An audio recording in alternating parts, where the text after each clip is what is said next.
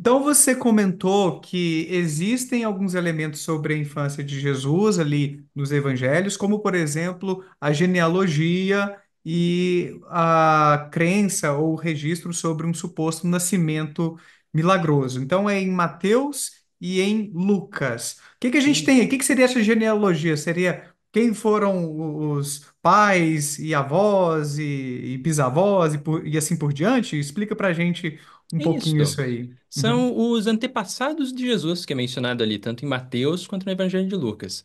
A importância teológica disso é porque, no contexto do cristianismo primitivo e também do judaísmo, o Messias ele tinha que ser um descendente de Davi. Então, Uhum. essas genealogias foram desenvolvidas justamente para isso, para servir como uma prova de que Jesus realmente era descendente de Davi, e por isso que a reivindicação messiânica dele deveria ser considerada válida.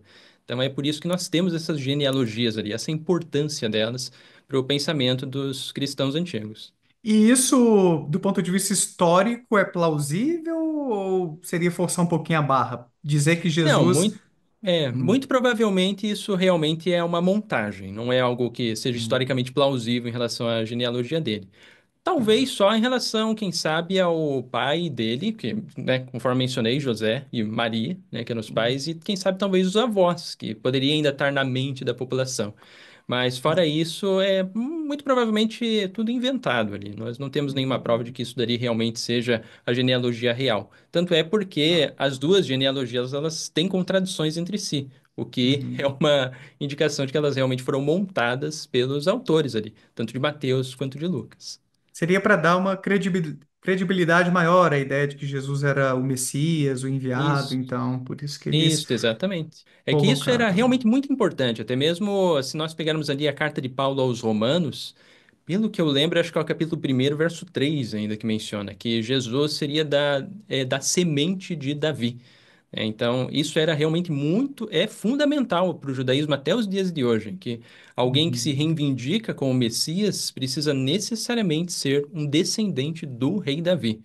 É sim. interessante que o judaísmo ortodoxo, de modo geral, até os dias de hoje, também o judaísmo conservador, eles mantêm essa ideia de que se Hum. houver algum Messias que ganhe essa reivindicação nos dias de hoje, século XXI, ele teria que conseguir, de alguma forma, provar que é descendente de Davi. Ele teria que ter essa Hum. descendência. Senão a validade messiânica dele simplesmente cairia por terra. Não poderia ser considerado Messias. Mas hoje em dia é possível provar isso? Existe um livro com esses registros desde Davi, algo assim?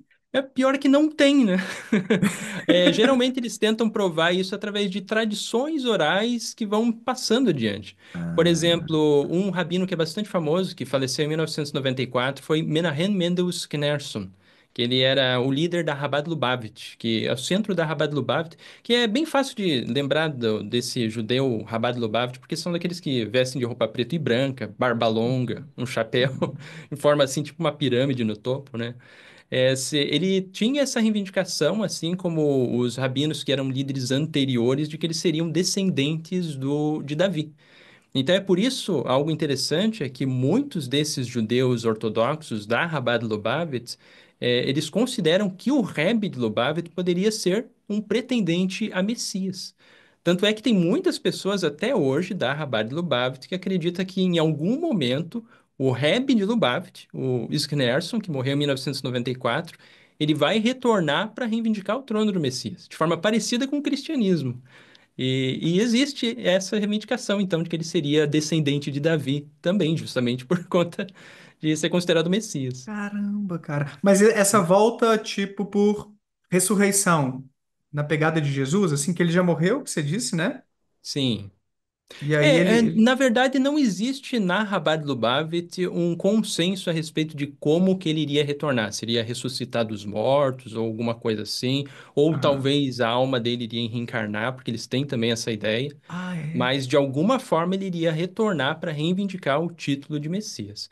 Mas não são todos os judeus Rabat-Lubavitch que acreditam nisso. Segundo uma pesquisa que eu vi a última vez, eu acho que foi até realizada pela Pew Research Center, era cerca de 25% deles que acreditam, não são todos eles. Mas mesmo assim, Tá. 25%, que significa um quarto, é uma quantidade bastante considerável. É desse grupo que reivindica que o Rebbe seria o Messias, descendente de Davi. Muito interessante, muito legal, Sim. Jonathan.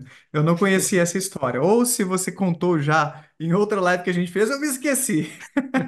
E aí, bom ou não, aqui é o Daniel Gontijo, espero que você tenha curtido esse corte. Clica aqui para ver a live completa lá no meu canal principal e para ver mais vídeos nessa pegada, não deixa de se inscrever por lá e por aqui também.